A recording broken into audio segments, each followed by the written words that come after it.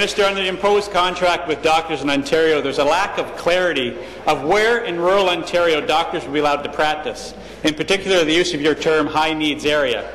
In fact, your minister has provided little detail of the definition of a high needs area.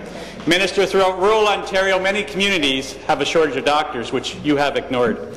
Can you please provide me with your definition of a high needs area and what communities will fall under this definition? Thank you, Minister of Long-Term Care.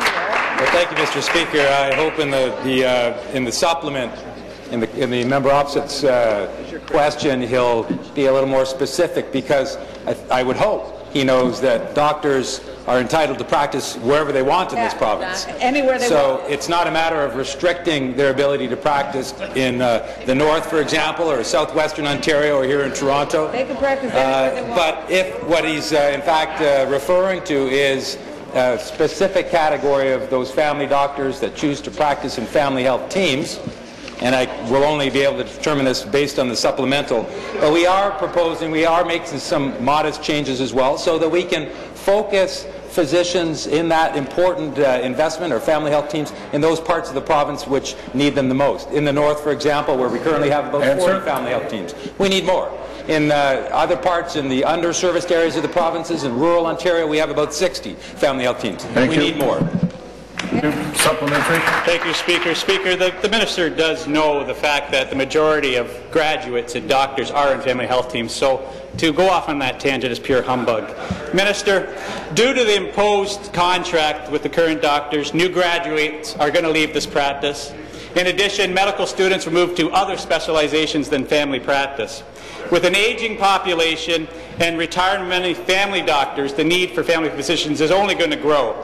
Can you please provide the legislature with your estimate as to how many fewer family physicians will be practicing in this province as a result of your government's imposed contracts? Well, the answer to that question is that there will be more family physicians and more physicians and specialists practicing in this province. In fact, since 2003, there are now 5,000 more doctors practicing in Ontario as a result of our investments. And our family doctors have grown by 20% more in that decade. Our specialists have increased by 26%. So we've made significant investments to continue to attract doctors, but we also need to make sure that, and I think the member opposite would agree, that we deploy those physicians and we provide incentives to those places that really do need a family doctor or need that specialist to serve them. Despite the fact that now 93% of Ontarians have access to a primary health care provider, that's not enough. We need to continue to make those investments, but we also need to make sure that those rural parts of Ontario, including the north, as I mentioned with family health teams, we have to make sure that we provide the level of services that those parts of the province deserve and require. Good question. The member from Nickel Belt.